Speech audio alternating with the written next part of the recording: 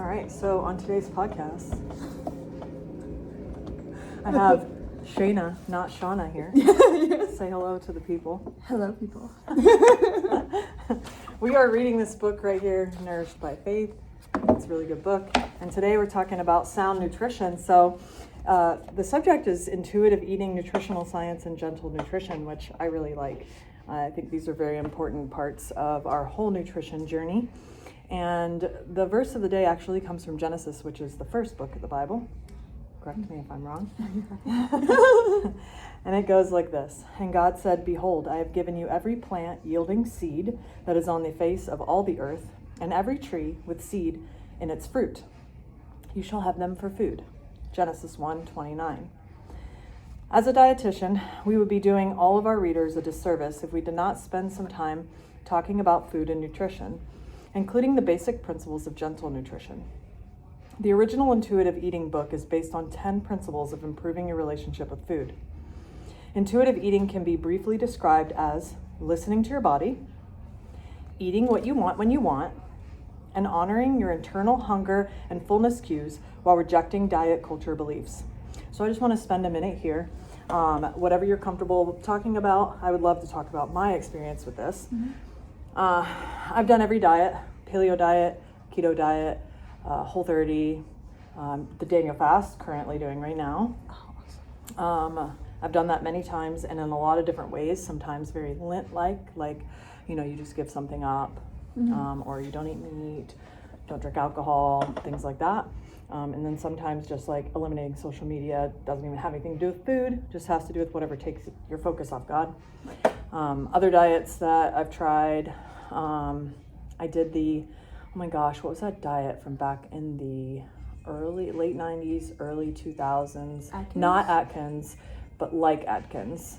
There were all those bars, like Slim Fast, I think, is the one. And I ended up having gallbladder surgery because I had gallstones. So I don't know if you know this, but rapid weight loss causes gallstones, right? Oh, okay. And I was 21 years old, and you really weren't educated. I didn't have great insurance, so like any doctor's advice that I had came from like a health department. Right. The advice isn't really that great. It's just, here's some free birth control and condoms. Yeah.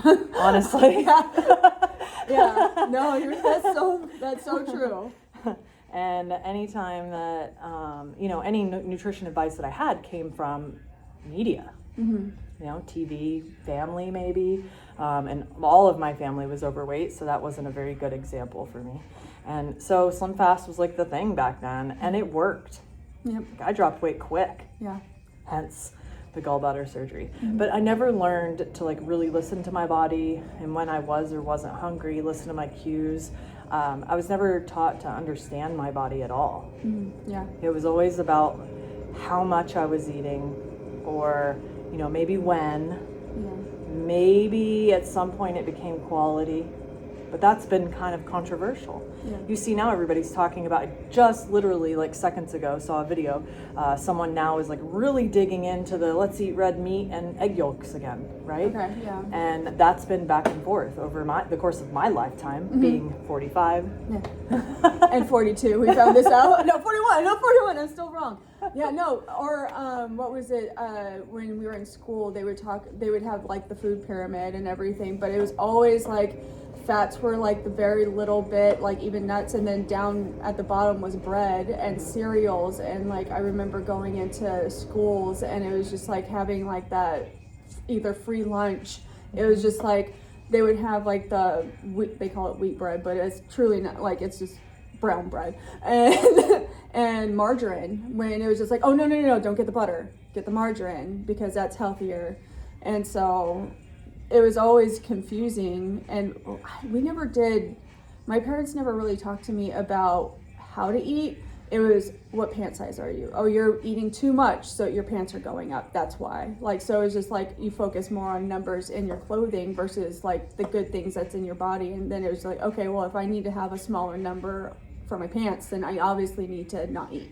Yeah. So that was always really hard. And then you might be eating like 600 calories, and that's not good for anyone, And that's where like bone density and stuff like that. Oh, you have to, it'd be like drink milk, but milk has too many calories. So now it's just like, okay, what then what do you drink? It's just like, all right, we're just gonna drink water and hope for the best. Or even salt was even like, wasn't that at one point like, don't have a ton of salt because of your body function, and so it's just always contradicting information coming out. And now it's even worse. I mean, it's nothing has changed. No. All we're doing is changing what we're talking about. So now they're like, oh yes, eat red meat, have more salt, but they're putting too much focus on the what and not what does your body need.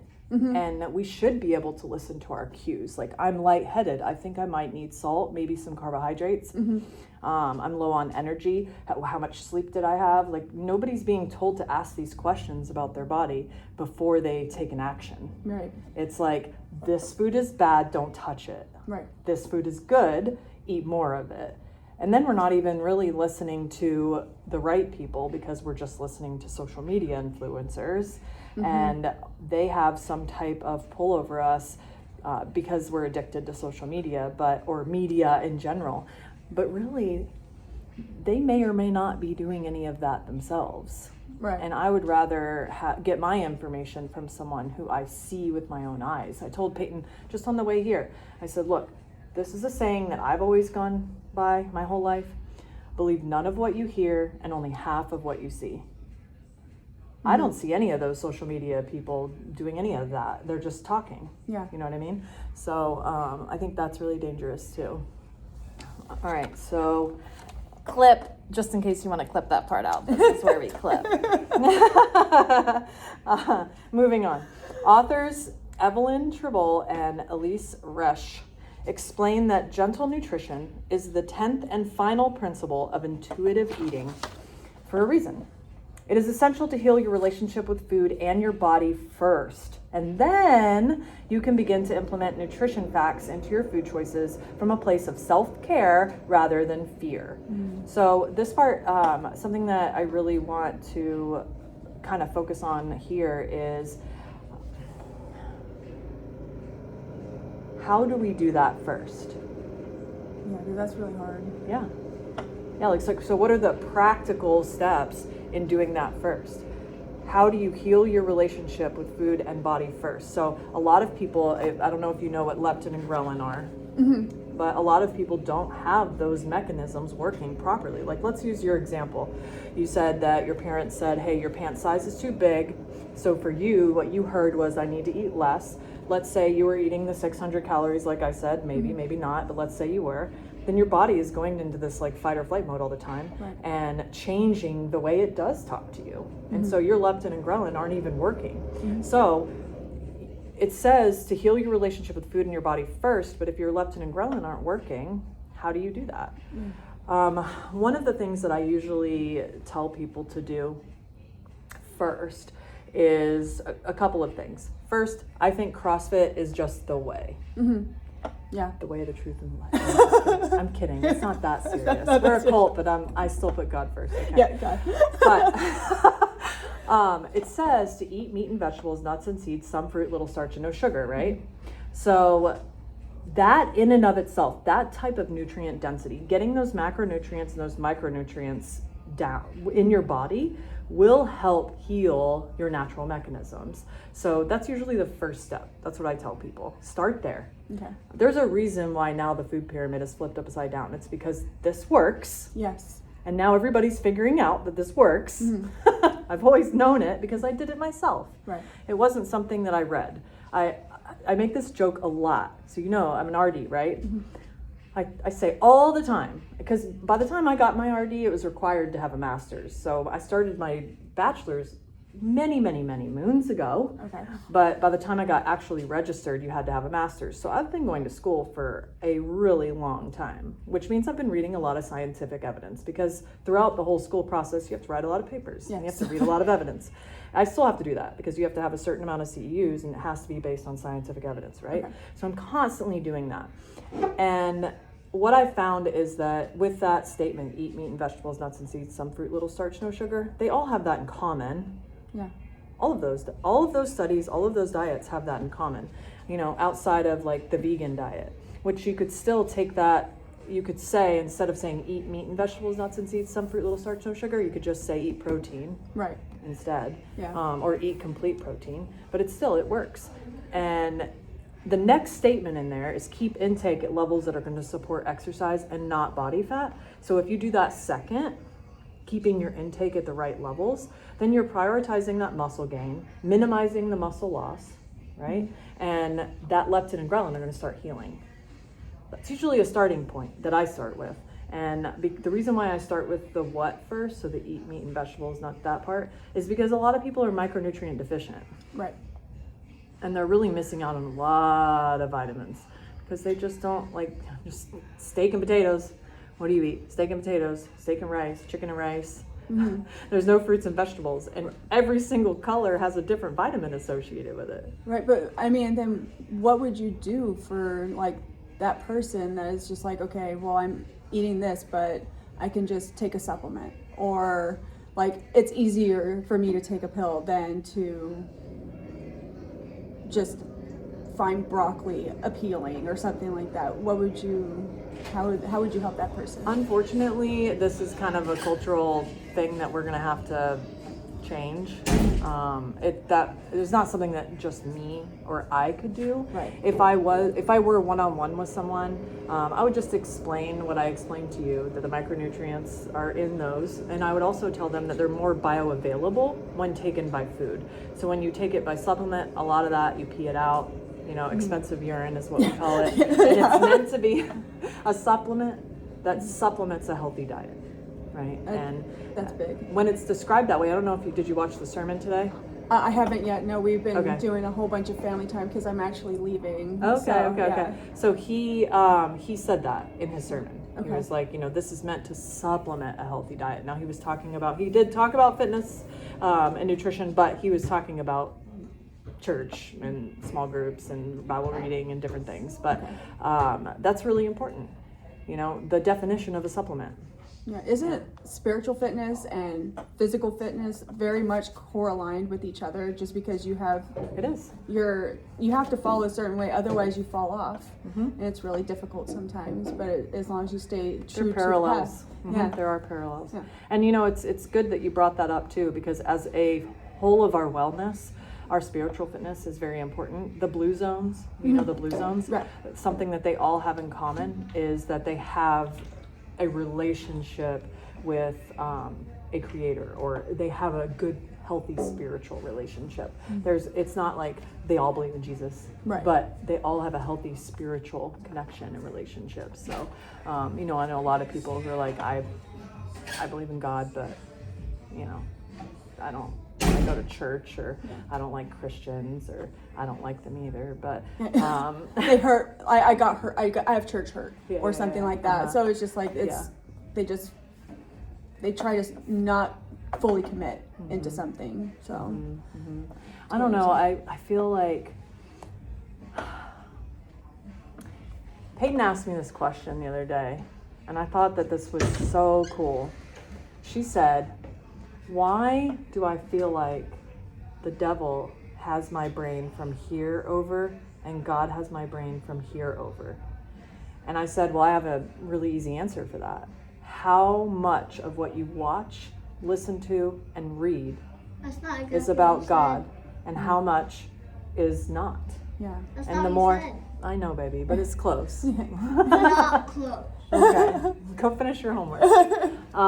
So the basic gist of it, you've heard it in sermons. I've heard it before from other people.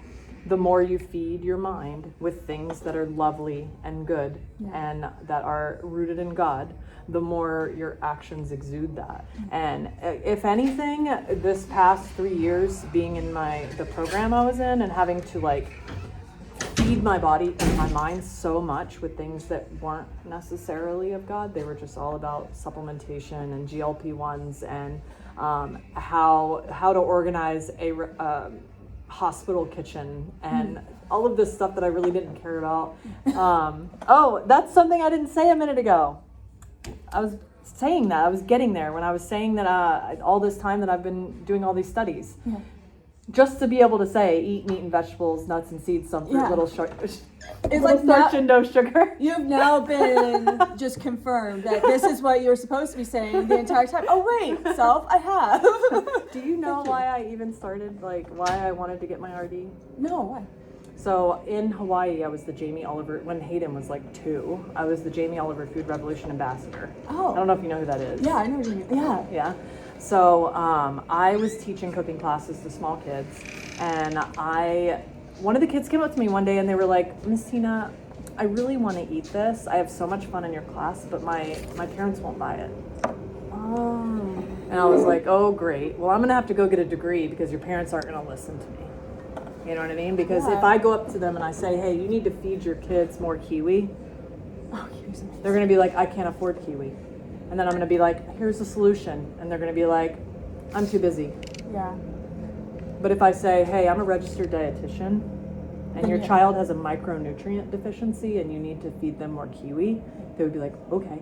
Yeah, because the power is behind the title, not necessarily just the information is. Oh, that is so cool. Long journey to get here. But God's plan, God Yeah. God always has a plan and perfect timing. Yes. So his timing is perfect. And let me tell you, when they flipped that pyramid, How do you feel? weeks after I got past my exam, I was like, as many times as I've told Hayden, like, A month. the signs from God are so obvious. Yeah. Like, they're so obvious. And I was one of those people, church hurt.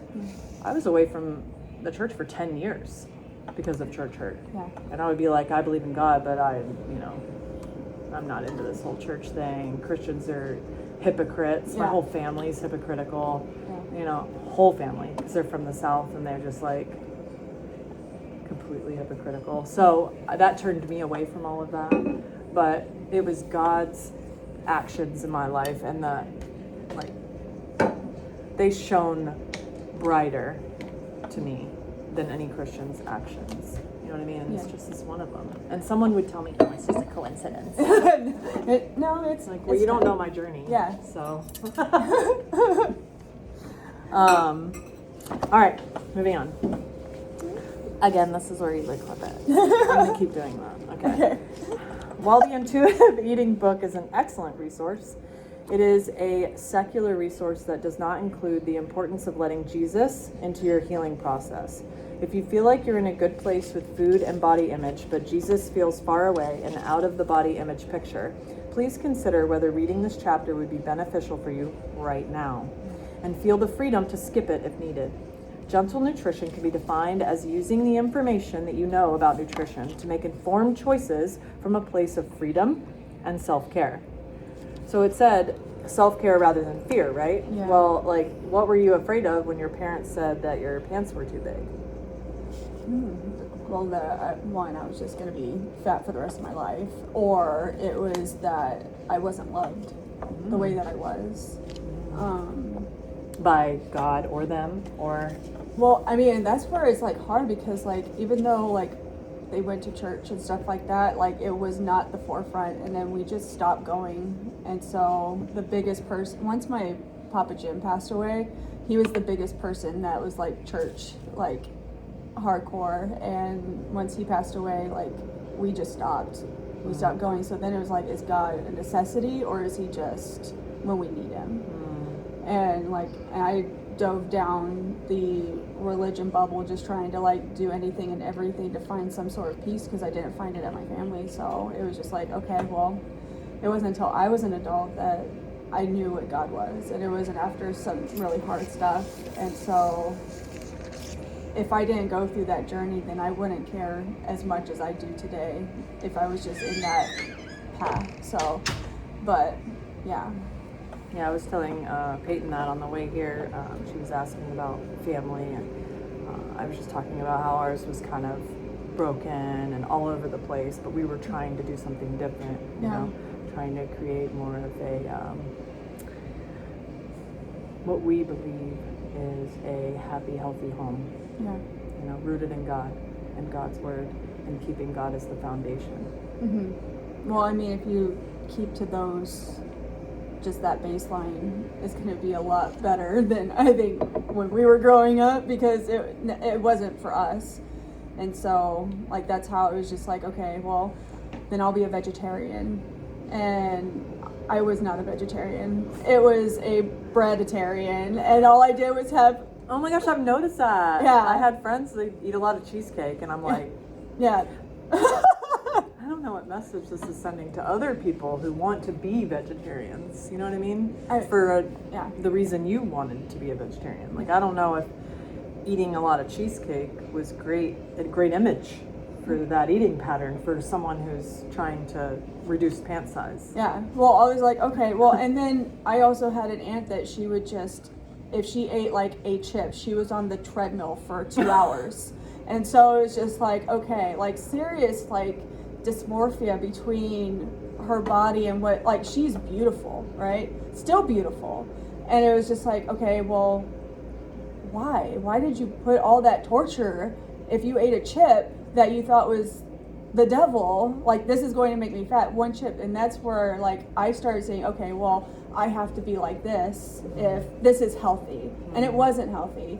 And then, okay, so I was a vegetarian because my dad said the turkey was going to eat me from the inside out when I was helping for Thanksgiving. And during Thanksgiving, like a noise and have like turkey necks pop out of his shirt and stuff. Okay, we were that family. We are entertaining, but I pushed my plate away, didn't eat meat from when I was 7 years old until I was 25.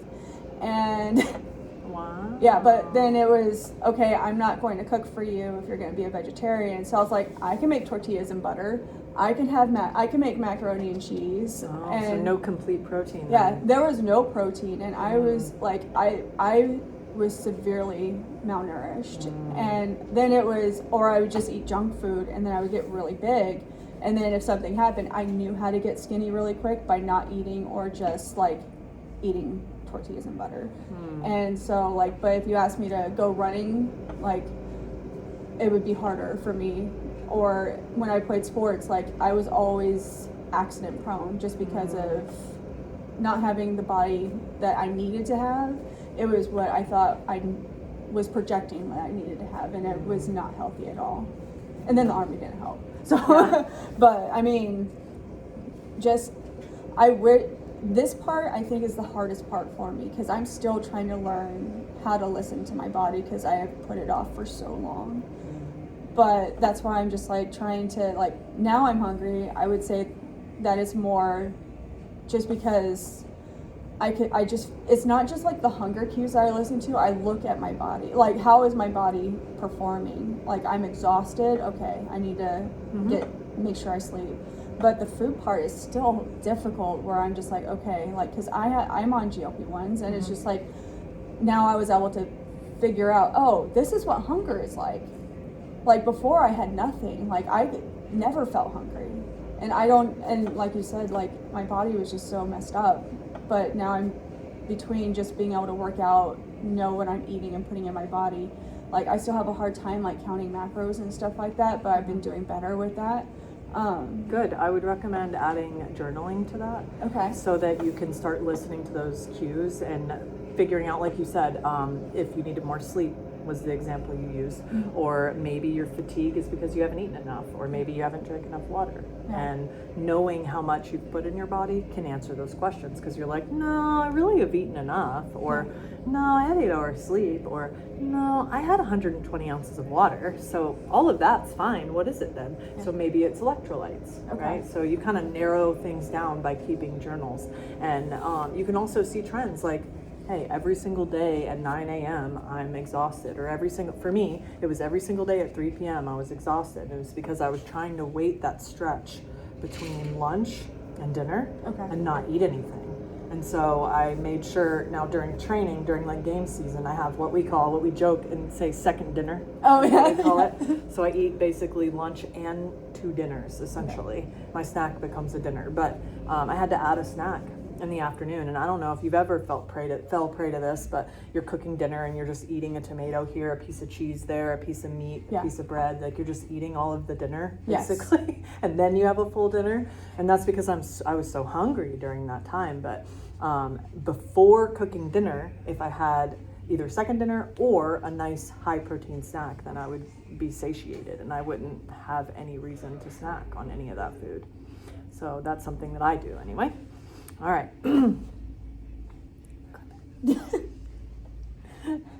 Believe it or not, nutritional knowledge can be your friend, not just your one-way ticket to guilt and shame. With this in mind, let us dive into the science of food. All foods are made up of macronutrients and micronutrients. Macronutrients are carbohydrates, protein, and fat. Micronutrients are vitamins and minerals.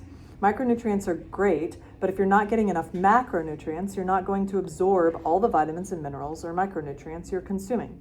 It's more important to ensure that you're eating enough than to over-prioritize vitamins and minerals. One example of that is you need fat to absorb fat. Okay. So like attracts like, right? Oil and water don't mix, so they separate. But when you put two different types of oil together, they usually mix together, right? So fats attract each other, and because of that, fat-free milk. Well, usually milk has fat-soluble vitamins, but fat-free milk does not. Right. And it takes fat to actually absorb those. The same thing goes with egg whites and egg yolks. The egg yolk has certain nutrients in it that the egg white does not have. So in order to actually absorb any type of fat, like if you're taking fish oil, you should be consuming fat at the same time, not just taking fish oil on an empty stomach. I usually tell people when they ask me, look, this is a crazy world we live in, and we're all really busy. And I think that if we get too hung up, like you just said, I didn't know that. Great, I have this new information. That's great. But what ends up happening sometimes, especially when I get a client that comes to see me, it's too much. You're getting like 40 things thrown at you and you're trying to change them all at once, right? And so then what ends up happening, you shut completely down, you do none of it. Right. Yep. So I think worrying about, am I eating fish at the same time as I'm eating my fish oil, or having a tortilla and butter when I eat my fish oil, whatever your jam is, no pun intended, that it becomes too much. And instead of worrying about that, one time I did a podcast and it was about the vitamins that I personally take. And the lady that was running the podcast, she said, don't you have to take vitamins on an empty stomach, and yada, yada, yada. Well, that's very vitamin specific. I take an entire vitamin pack. Right. So there are times when I take that vitamin pack on an empty stomach. There are times when I take it with milk. There are times when I take it with meat. There are times when I take it with other vitamin C sources. There are times when I take it with greens. And all of these things can have interactions with vitamins, and I take 10 of them at once. Yeah. Okay. So, and some of the vitamins can interact with each other as well. Okay. And I think that it's too much to really start digging into that. And if you're supplementing them with your diet, you can worry a little bit less about it. It depends on what level you're at. Are you at level 10 in nutrition, or are you at level 1? If you're at level 1, take your vitamins when you can. Yeah. If you remember them, if you remember them, take them. That's another thing that you'll hear a lot is like, if you're not taking them Monday, Tuesday, Wednesday, Thursday, Friday, Saturday, Sunday for 3 weeks in a row, 21 days, then you're really taking nothing. You ever heard that before? Yeah, I've heard that. So consistency does matter, but perfection is too much to expect of yourself. And if that is the thing that you want to focus on right now, then hey, we'll dig into that one thing. That's another thing when people come to see me. We're meeting for an hour, and they want everything in that 1 hour. Please tell me my whole life story in this little snippet and how I'm going to be the best I'm version going to fix of myself. all of my problems. Because I only want to do it once. That's all I want to do. I just want to do it once. But And I have 21 problems. Yeah, instant gratification right there. That will take me 21 months. Yeah. If you have 21 problems, at minimum, that will take me 21 months. And that's assuming that you're doing everything I say. Right. Because they all do that, right? They all do that. Like, we're perfect in that way. No. Imperfect until you see me. Yeah. All of a sudden you're perfect. All right. All right, we're going to clip it and move on to carbohydrates. carbohydrates are made up of sugar. Sugar's not bad, it's essential. There are several different types of sugar molecules, including glucose, a single molecule, sucrose, lactose, and maltose, 2 sugar molecules, and fructose and sucrose, multiple sugar molecules. When you eat a carb, any carb, the sugar molecules go into the bloodstream and they are all converted into glucose, the simplest form of sugar in the liver. Thus, saying you're eating no sugar is impossible. When your cells realize that you have glucose in the bloodstream, the pancreas releases insulin. Insulin does many things in the body, but one function is that it opens up our cells so that glucose can go in and get turned into energy in the form of ATP. Our brain predominantly runs on glucose, and our red blood cells run off of glucose only. If you're starving to death, your body will have no more available glucose to use for energy, and your brain will switch to using ketones. This is not favorable and should be avoided if possible due to the strain that it puts on your other organs, specifically the liver and kidneys. All of our organs, besides the brain, are glucose sparing, which means they can run off of other forms of energy, such as amino acids from protein, in times of need. Because our brains need a consistent and steady supply of glucose, it's important to eat some form of carbohydrate at every meal and snack. I like that part, the part where it says basically to have some form of carbohydrate at every meal and snack. I think a lot of times when people think of carbohydrates, they think of grains, maybe potatoes, but not necessarily fruit. Right. And in that thing that I said earlier, where I said some fruit, little starch, and no sugar, it really means no processed sugar. And the last dietary guidelines said less than 10%, and it specifically said that sugar is not a nutrient. So, like, it's not a macronutrient. Sure, a carbohydrate can break down into glucose, but saying that it all breaks down into sugar is not, I think, accurate depiction of what's going on. I think saying specifically that it all converts to glucose, okay, Yeah. I can get down with that. Yeah. But we don't have to use that word sugar, because what our society equates sugar to, like, a sugary drink or sugary cereal or sugary candy, right? It doesn't think this potato is breaking down from starches into simple sugars. Right. So I think that maybe for someone who's studying nutrition and they're studying maybe metabolism of all of these nutrients, that we can use that word interchangeably, but I just don't think it's good for the common public, because they're going to read that and be like, okay, sugar's not bad. That's all they're going to read. Yeah. I just read, that's a big paragraph. That's not even a paragraph. What do we tell our kids? 5 sentences? Yeah, 5 sentences. That looks like 7 or 8. Yeah. And all someone is definitely going to read there is, I can eat sugar. Yep. And then the other part that I saw, that, like, the other part that, like, because, you know, going through all the diet fads and stuff is just like, if you don't eat it, then you go to ketones, and that's bad. But then it's just like, But the ketogenic diet is good yeah, for a lot of reasons. yeah. So it's just like, oh, that would scare people away. I think that that's where it's just like, okay, you got to have a little bit of background, Yeah. just a tad, smidge, not from social media. Yeah, I can respect that, you know, the process of ketosis can be bad for, you know, the liver and kidneys. And I think that, you know, at least in my education, my formal education, it's very important to understand why you're doing it. Like, are you doing it because you have some sort of disease like epilepsy, or there's something called glycogen storage disease. There's different diseases where you would want to use the ketogenic diet. I think I think a lot of people think they're doing the ketogenic diet, but they're not actually, like, testing their ketone levels. Because it takes a very low amount of net carbs to be in a ketogenic diet. I'll say I do a ketogenic paleo-esque kind of diet. I prioritize protein, prioritize vegetables and fruit, nuts and seeds, and, like, my bread is it's either sourdough or Ezekiel. But I should also say that didn't happen overnight.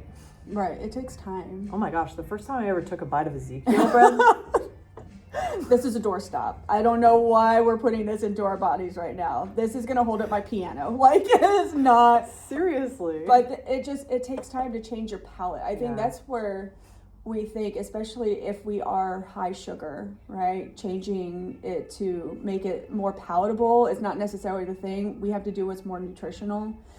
And then that dives into the whole like, well, if it tastes like cardboard, it must be healthy. Not necessarily. You can make things taste good, right? Yeah. So that's where it's like, I like Ezekiel bread, and I do know too. I know my own flour now. So it's just like, Mm. so that's Do where you grow it too, or where do you get your no, wheat? I get mine from Azure Standard.